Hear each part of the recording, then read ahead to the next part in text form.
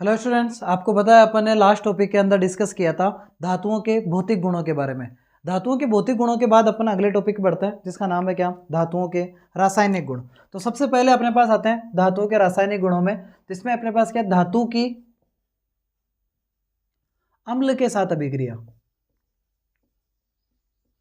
कि क्या होगा कोई धातु किसी अम्ल के साथ अभिक्रिया करे, तो हमेशा ध्यान रखिएगा कि जब भी कोई धातु किसी अम्ल के साथ अभिक्रिया करेगी तो सदैव एक लवण प्राप्त होगा। हमें हमेशा क्या मिलेगा, लवण प्राप्त होगा, और साथ साथ में हमेशा हाइड्रोजन गैस बाहर निकलेगी। एक एग्जांपल लेते हैं कि जब अपन पर बात की जाए कि कोई धातु है, उस धातु की अभिक्रिया करा के देखते हैं अपन किसके साथ।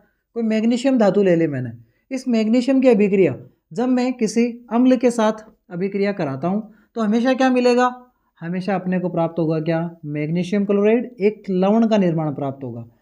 और साथ साथ में कौन सी गैस बाहर निकलेगी, हाइड्रोजन गैस हमें बाहर निकलती हुई दिखाई देगी। तो पहली अभिक्रिया हो गई कि जब कोई धातु किसी अम्ल के साथ अभिक्रिया करती है तो सदैव लवण का निर्माण होता है तथा हाइड्रोजन गैस क्या करती है, वहाँ से बाहर निकलती है।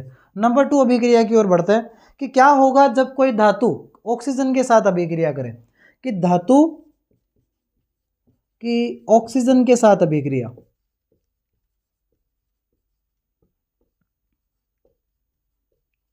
जब कभी भी कोई धातु ऑक्सीजन के साथ अभिक्रिया करती है तो सदैव धातु ऑक्साइड का निर्माण करती है।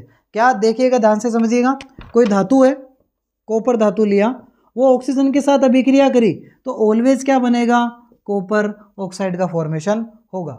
यानी यहाँ पर क्या बना, अपने पास धातु ऑक्साइड का निर्माण हुआ है। तो समस्त धातुएं ऑक्सीजन के साथ अभिक्रिया करके कॉपर धातु ऑक्साइड का निर्माण करती है, जिनकी प्रकृति सदैव कैसी रहती है, क्षारीय प्रकृति का रहता है। यानी इसमें बेसिसिटी प्रेजेंट होती है, क्षारीय गुण उपस्थित होता है। वही कुछ धातु अपने को पता है, जितनी भी धातुएं हैं वो समस्त धातुएं अधिक क्रियाशील भी होती है, कुछ धातुएं कम क्रियाशील भी होती है।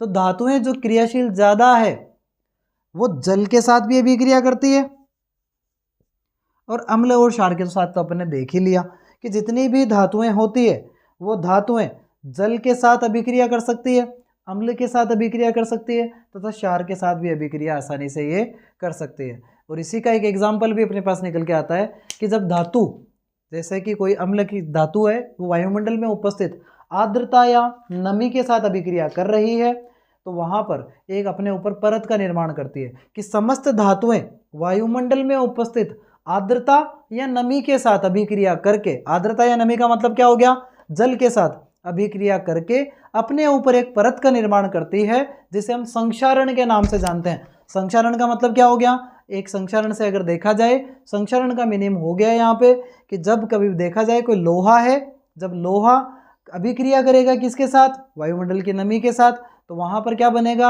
वहाँ पर एक ब्राउन कलर की लेयर बनेगी, भूरे रंग की परत का निर्माण होगा, जिसे हम जंग लगना बोलते हैं। वहीं चांदी के ऊपर एक काले रंग की परत का जमना दिखाई दे सकता है, तांबे के ऊपर हरे रंग की परत को भी आप देखा जा सकता है। ये सारे के सारे एग्जाम्पल किसके निकल के आते हैं, संक्षारण के निकल के आते हैं। धन्यवाद, मिलते हैं नेक्स्ट वीडियो में।